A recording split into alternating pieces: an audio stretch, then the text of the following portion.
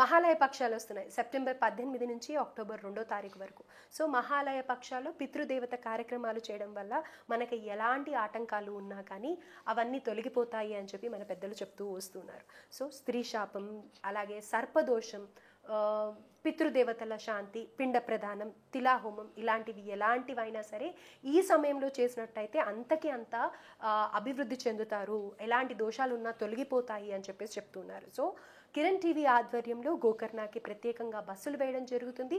ఎవరి తిథి ప్రకారం వాళ్ళని పంపించడం జరుగుతుంది. ఇక్కడ హైదరాబాద్ నుంచి గోకర్ణ వరకు తీసుకొని వచ్చే బాధ్యత కిరణ్ టీవీ తీసుకుంది. సో గతంలో కూడా ఎంతోమంది వెళ్ళి వచ్చారు. అక్కడ ఎన్నో ఇలాంటి ప్లేసెస్ ఉంటూ ఉంటాయి అన్నమాట.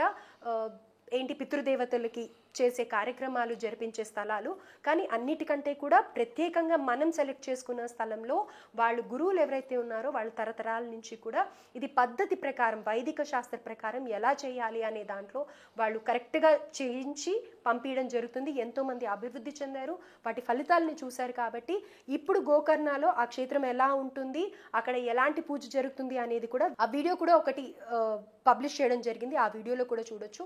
సో అక్టోబర్ 2 వరకు కూడా ఈ కార్యక్రమం జరుగుతుంది. అమావాస్య అక్టోబర్ 2న 2 బస్సులు వేయడం జరుగుతుంది. కాబట్టి ప్రతి ఒక్కరు కూడా ఈ అవకాశాన్ని సద్వినియోగం చేసుకోవాలని మనస్ఫూర్తిగా కోరుకుంటున్నాను. నమస్తే, వెల్కమ్ టు కిరణ్ టీవీ. ఈ రోజు ప్రస్తుతం మనతో పాటు ప్రముఖ ఆధ్యాత్మికవేత్త, జ్యోతిష్య మరియు వాస్తు నిపుణులు దేవుళ్లపల్లి బాలచంద్ర శర్మ గారు ఉన్నారు. వారితో మాట్లాడిద్దాం. నమస్కారం గురుగారు. నమస్కారం. గురుగారు, అక్టోబర్ నెలలో మరి 12 రాశుల వారికి, ఈ 12 రాశుల వారికి ఈ నెలలో ఎలా ఉండబోతుంది, అలాగే ఏదైనా గ్రహ మార్పు జరిగే అవకాశం ఉంది అనేసి అంటారా? ఈ గ్రహ మార్పు ప్రభావం ఏ రాశుల వారిపైన ఎలా ఉండబోతుంది? ఒక్కసారి. ఆదిత్యాయ చ సోమాయ మంగళాయ బుధాయ చ గురు శుక్ర శనిభ్యశ్చ రాహవే కేతవే నమః. కిరణ్ టీవీ ప్రేక్షకులందరికీ కూడా నమస్కారం. ఈ అక్టోబర్లో మనకి కొన్ని గ్రహ మార్పులు అనేటువంటివి జరుగుతున్నాయి. గ్రహ సంచారం అనేటువంటిది జరుగుతుంది. బుధుడు కర్కాటకంలోకి, అలాగే శుక్రుడు, సూర్యుడు సింహ లగ్నంలోకి వెళ్ళడం వల్ల కాస్త కొన్ని చిన్న చిన్న మార్పులు అన్ని వర్గాల వారికి కూడా వచ్చేటువంటి అవకాశం ఉంది.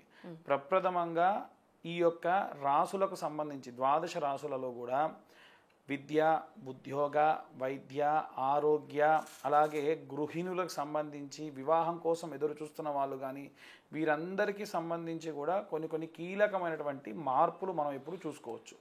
ఇక ప్రప్రథమంగా మనము ఈ అన్ని రాసుల వారికి కూడా కలిపి మనం చెప్పేటువంటి కామన్ ఒక విషయం చెప్తామండి.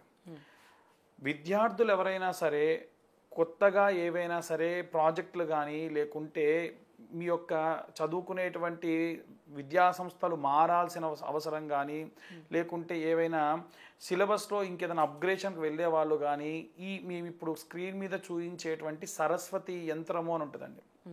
ఈ సరస్వతి యంత్రాన్ని మీరు స్క్రీన్ షాట్ తీసుకొని రోజు పిల్లలతోని ఒక కొత్త బుక్ పెట్టేసి ఆ బుక్లో ఆ యంత్రాన్ని రాసి శ్రీమాత్రే నమః అని వారితో రాయించి దానిపైన ఈ యొక్క మధ్యవేలుతోని అలా పెట్టి బొట్టులా ఉత్తదే అలా మామూలుగా ఇలా దానిపైన పెట్టి బొట్టులా పెట్టుకోండి. దానివల్ల శారదాంబిక అమ్మవారి యొక్క సంపూర్ణ కృపా కటాక్షాలు వీరి యందు ఉంటాయి. ఇక ఉద్యోగస్తులకు సంబంధించినటువంటి విషయానికి వస్తే మనకు సోంపు అనేటువంటి దొరుకుతుంది. తినేటువంటి సోపు ఉంటుంది కదా, అది అమ్మవారి దగ్గర అష్టోత్తరం చేసేప్పుడు మనం సాధారణంగా తీర్థం పొడిలో కూడా వాటిని వాడుతూ ఉంటారు.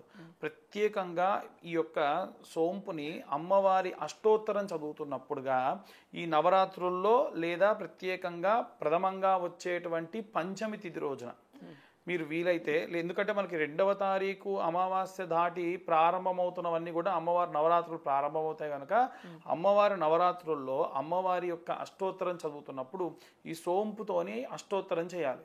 ఒక చిన్న ఒక్క పెట్టుకోండి, ఆ ఒక్క మీద వేస్తూ ఉండండి. అమ్మవారిని ఆవాహనం చేసుకొని దాంట్లోకి వేయండి. ఆ తర్వాతకు దాన్ని తీసుకొని వెళ్ళి వేరే ఇంట్లో దాచుకొని మీరు మీరు ఒక ఉద్యోగానికి వెళ్ళేప్పుడల్లా ఆ యొక్క సోంపు కొంచెం చక్కెర తినేసి వెళ్ళండి. దానివల్ల మంచి శుభ ఫలితాలు ఈ మాసంలో ఈ ఉద్యోగస్తులందరికీ కూడా గోచరిస్తూ ఉంది. ఇకపోతే ప్రత్యేకంగా గృహిణులకు సంబంధించి అందరూ కూడా అమ్మవారి నవరాత్రుల్లో మీ ఇష్ట అవతారమైనటువంటి అమ్మవారు, అసలైతే బాలా త్రిపుర సుందరి అమ్మవారికి సంబంధించి కానీ, లేదా స్కందమాత అమ్మవారికి సంబంధించి కానీ, లేదు అమ్మవారికి సంబంధించిన నవరాత్రుల్లో మహిషాసుర మర్దిని అమ్మవారి యొక్క అవతార సమయంలో గృహిణులు ఎవరైతే ఉంటారో ప్రత్యేకంగా మహాలక్ష్మి అమ్మవారి అవతారం దగ్గర కూడా కుంకుమార్చనలు జరుగుతాయి. మీ ఇంటి దగ్గర ఏదైనా మండపం పెట్టినా, లేదు మీరు ఎక్కడైనా సరే దేవాలయంలో అమ్మవారికి సంబంధించిన కుంకుమార్చనలు జరుగుతుంటే ప్రత్యేకంగా పాల్గొనండి, కుంకుమార్చన చేయండి. ఆ కుంకుమ స్టోర్ చేసుకొని సంవత్సరం అంతా పెట్టుకోండి, విశేష ఫలితములు దక్కుతాయి. లేదు మేము 9 రోజులు చేస్తామనంటే ఇంకా సంతోషం, 9 రోజులు చేయొచ్చు. ఇక వ్యాపారస్తులకు సంబంధించిన వారు ఎవరైనా ఉంటే గనక బుధగ్రహ సంబంధితమైనటువంటి బుధ సంచారం కూడా మారుతుంది కనుక మనకి ఏం చేయాలి అంటే కిలోంబావు శనగలు బ్రాహ్మలకు దానం ఇవ్వండి. ఇంకొన్ని ఆకుపచ్చ రంగు జాకెట్ ముక్క తీసుకొని దాంట్లో పెసలు వేసుకొని మూట కట్టి మీరు మీ యొక్క షాప్ షట్టర్కి కానీ మీ వ్యాపార స్థలంలో కానీ కట్టండి. దానివల్ల విశేషమైనటువంటి వ్యాపారాభివృద్ధి కలుగుతుంది. ఇకపోతే ఎవరైనా వివాహానికి సంబంధించి ఎదురు చూస్తున్న వాళ్ళు ఎవరన్నా ఉంటే గనక ప్రత్యేకంగా అమ్మవారి సంబంధించిన నవరాత్రులు కూడా దీక్షను పూనండి. అంటే 29 ఏళ్ళు వచ్చాయి, 30 ఏళ్ళు వచ్చాయి, వివాహం కోసం ఎదురు చూస్తున్నాం అన్న వారందరూ కూడా విశేషంగా అమ్మవారికి సంబంధించి నవరాత్రులు దీక్షలో ఉండి మెడలో కండువా వేసుకొని అమ్మవారికి సంబంధితమైనటువంటి దీక్షలో ఉండి ఏకభుక్తం భూషయనం. ఎందుకంటే మనకు తెలవకుండా మనం ఏమైనా చిన్న చిన్న తప్పిదములు స్త్రీల గురించి చేసి ఉంటే ఆ దోషములన్నీ పోయి అమ్మవారి కృపా కటాక్షాలు మెండుగా ఉంటాయి. ఇక రాజకీయ అలాగే సినిమా రంగాల వాళ్ళకు కానీ మీడియా రంగాలు యాంకర్లందరికీ కూడా సంబంధించి అమ్మవారికి సంబంధించిన అవతారాల్లో మీ ఇష్ట అవతారం కనీసం 3 అవతారాలు పెట్టినప్పుడు చీరను దానం చేయండి. ఆ చీర అమ్మవారికి కట్టి ఆడవాళ్ళైతే మళ్ళీ ఆ చీరను తీసుకొని వాళ్ళు కట్టుకోవచ్చు, లేదా అమ్మవారికి సమర్పిస్తానంటే కూడా సమర్పించవచ్చు. ఇవి చేయడం వల్ల 12 రాశులలో ఉన్న వారందరూ ఈ సెక్టార్లో ఉన్న వారందరికీ కూడా శుభ ఫలితాలు ఎక్కువగా గోచరిస్తూ ఉన్నాయి. గురుగారు, మరి ఈ అక్టోబర్ నెలలో సింహరాశి వారికి ఎలా ఉండబోతుందో ఒకసారి తెలియచేయండి. శ్రీమాత్రే నమః, శ్రీ గురుభ్యో నమః. ఈ రాశి వారికి ఈ నెలలో అక్టోబర్ నెలలో దీర్ఘకాలికంగా ఎవరైతే ఆరోగ్య సమస్యలతో బాధపడుతున్నారో అన్ని వర్గాల వారికి కూడా అనుకూలంగా ఉంది. కాస్త హాస్పిటళ్ళు ఈ జంజాటలు ఇవన్నీ తీరి అమ్మ ప్రశాంతంగా నరకం నుండి బయటపడ్డాను రా బాబు అనుకునేటువంటి సమయం ఇది. విద్యార్థుల విషయానికి వస్తే కాస్త చేదు అనుభవాలు ఎక్కువగా వస్తాయి. అంటే ఎక్స్పెక్ట్ చేసిన మార్కులు రాకపోవడం కానీ, ఆరోగ్య సమస్యలు కారణమవ్వడం కానీ, ఇతరత్ర గతంలో చేసినటువంటి ఆరోగ్య సమస్యల వల్ల ఇప్పుడు ఇబ్బంది పడడం కానీ జరుగుతూ ఉంటాయి. మీరు ఏదైతే రుణం కోసం ఎదురు చూస్తూ ఉన్నారో, ఎవరైతే అప్పు తీసుకోవాలనుకుంటున్నారో అది దొరికేటువంటి అవకాశం ఉంది. కానీ ఎక్కువ రుణానికి తీసుకొని ఫ్యూచర్లో ఇబ్బంది పడకండి.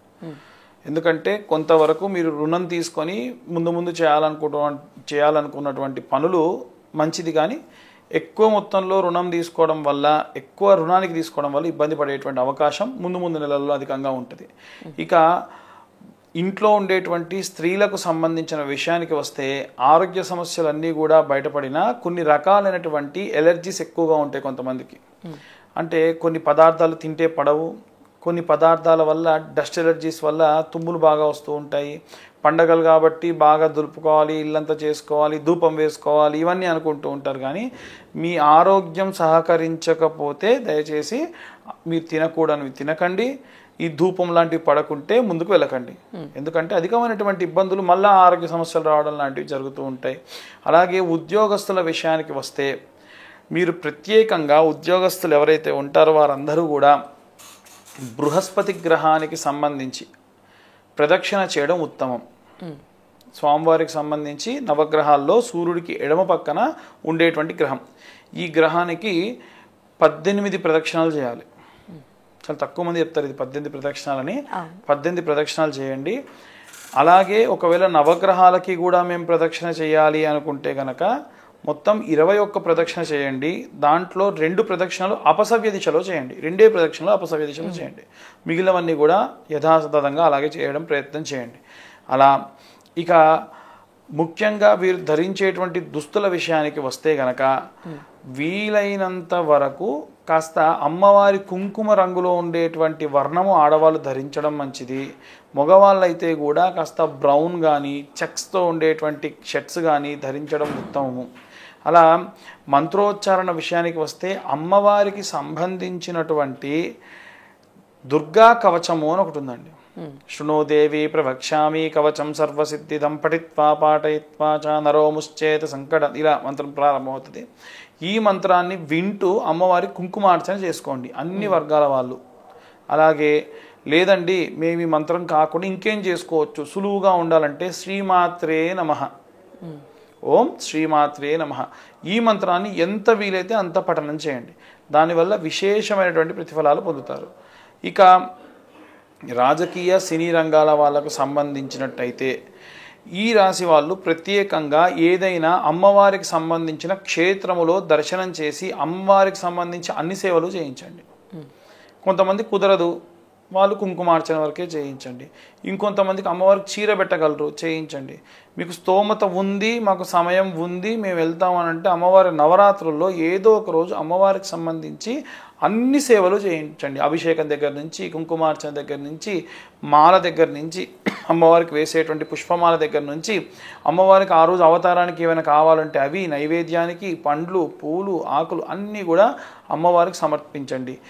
ఎవ్వరూ అమ్మవారికి ఏం చేసినా తాంబూలం పెట్టడం మాత్రం మర్చిపోకూడదు. ఎందుకంటే అమ్మవారు తాంబూల చెర్విని. ప్రతిరోజు మధ్యాహ్నం అమ్మవారు తనకు సమర్పించిన ఆకులలో శ్రేష్టమైన ఆకు ఏదుందో చూసి ఒక్కలన్నీ నలిపేసి దాంట్లో వేసుకొని, మనకు ముత్యం ఉంటుందండి, ఆ ముత్యాన్ని కాలిస్తే పొడైపోతుంది నల్లగా. దాన్ని పిన్నీస్తో తీసుకుంటే ఎంత వస్తుంది, చాలా లిటిల్, అది తీసుకొని దానిపైన వేసుకొని ఆ ఆకుని కట్టి తినేస్తూ ఉంటారు అమ్మవారు. అప్పుడు నోరు ఎర్రగా అవుతుంది. అసలు ప్రతి ఇంట్లో ఉన్నటువంటి స్త్రీ కూడా ఇలా చేయాలి. ప్రతిరోజు మధ్యాహ్నం భోజనం చేసిన తర్వాతకి తాంబూలం వేసుకొని, ఆకు వేసుకొని, దాంట్లో ఒక్క వేసుకొని, తీయటిదో లేకుంటే ఇంకో రకం వారి ఇష్టం, ఇంకా కొంచెం సోంపు లాంటిది వేసుకొని ఈ ముత్యాన్ని కాల్చినప్పుడు మొత్తం పొడి పొడి అవుతుంది. చాలా కొద్దిగా ఎక్కువ వేసుకుంటే ప్రమాదం. కొద్దిగా వేసుకొని నోట్లో వేసుకొని తినడం వల్ల, ఇంట్లో సంచరించడం వల్ల, తిరగాలంట అటు ఇటు తిరగాలి అది నవ్వులుతూ, దానివల్ల ప్రత్యేకమైనటువంటి ఇంటికి ఐశ్వర్య సిద్ధి కలుగుతుంది. ఇలా పాటించడం వల్ల ఈ రాసులందరికీ కూడా ప్రత్యేకమైనటువంటి ప్రతిఫలాలు కుదురుతుంది. వీలైతే ఈ రాశి వారు ప్రత్యేకంగా ఈ యొక్క రెమెడీని చేయండి, అద్భుతంగా ఉంటుంది. సింహరాశి వారికి అక్టోబర్ నెలలో ఎలా ఉండబోతుంది, అలాగే వీరు పఠించాల్సిన మంత్రం ఏంటి, వీరు చేసుకోవాల్సిన పరిహారం ఏంటి అనేసి కూడా చాలా చక్కగా వివరించారు గురువు గారు. ధన్యవాదాలు.